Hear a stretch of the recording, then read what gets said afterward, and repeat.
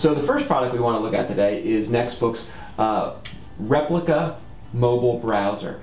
Basically what we're looking at here is for that 15 or 20% of the audience that's viewing content on a tablet device like the iPad or on a mobile device like the iPhone. So first thing, Matt, if you pull it up on your iPad here, we're gonna move over here to the computer screen, but it looks terrific on the iPad right there, and as well as other tablet devices. Now the first thing I noticed, and let's go ahead here because I know it's easier from the video standpoint to show it on the computer screen. The first thing that I noticed when you were turning pages was it's really fast, even though you're doing this in a browser environment, and it's almost like native-like performance. So how are you able to do that? Go ahead and turn some of the pages here. Sure. Well, that was the goal of this application, was to make it feel just like you're using a native application. So we built an app that preloads the pages, puts it on the memory, so when you're flipping through it, it loads really fast. As you can see, when you stop on a page, it highlights the links very briefly to show you where the links are, so you can click on them to take you to a website or some other action there.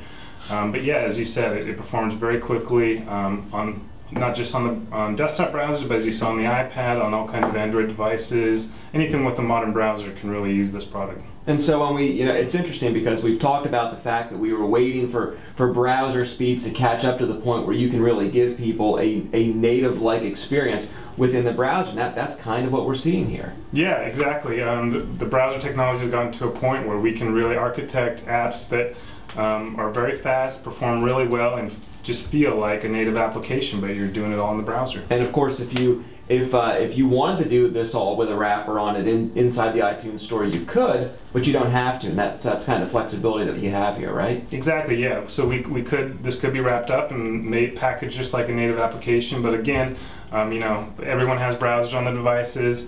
All it takes is one click to load the link into your browser, and you're ready to go. How about taking us across a few of the buttons up there in the toolbar? Sure. We have everything that's in our normal desktop application for desktop browsers is in this application as well. So we can see all the thumbnails in the publication, see the table of contents, search through the publication if we want to, see past issues of the application. So if we want to get to past issues, we can easily it's just a one click, and boom, you're there. A new feature we added in this version is the ability to go right to a page just by tapping on the page number. So there you go. It took me right to page 12 when I typed in 12. It also as I'm going through this, that updates with the current page number, so you can always see where you are in the publication. Again, showing and hiding links. If you want to see all the links on the page, you just toggle that button on and off. This is a subscribe button, so if a publisher wants to link directly to their subscription page, that's available there too in this new WebKit app. And then sharing, all the normal share functions are there, as well as sending to a friend via email.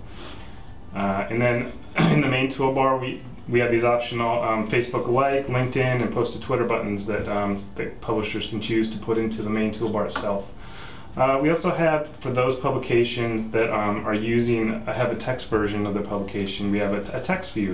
So this publication is actually using the text view. So as you can see, their text is not formatted with a lot of formatting, but again, for those readers that really want to see just the text, this is a good option for that.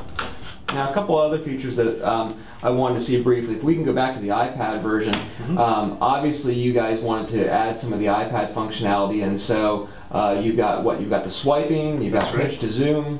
That's right. You can swipe through the pages with the normal swipe gesture that everyone's used to.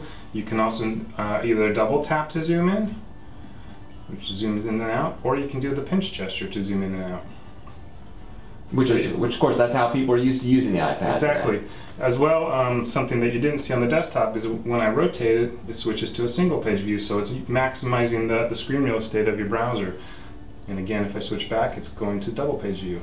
One of the other things that I think is interesting is version 1.0 of the WebKit or mobile browser, which we're calling it now. Version 1.0 of the mobile browser, the toolbar didn't really look like a Nextbook, but you actually can pull up here what the toolbar looks like in the regular Nextbook, right? And it's similar icons, so people get that consistent brand experience whether they're on a tablet device or a desktop computer. Right. We recently updated as you can see here, our desktop browser app with a new interface design, and when we released the WebKit, the new mobile browser app, we also kept the same design. As you can see here, they're two different colors, but those we're releasing features soon that will allow you to easily tweak the colors of both interfaces, both this one and the new mobile browser app, to have that nice consistency across your different devices. Terrific. So this is the mobile browser product, and this is live now. Yes, it is. For Nextbook customers. Yeah. And this is what this is the most exciting thing to happen for those publishers that are doing replica digital editions. Yeah. And it depends on your audience, but with a lot of titles, we're seeing what 15 to 20% of the audience is accessing the content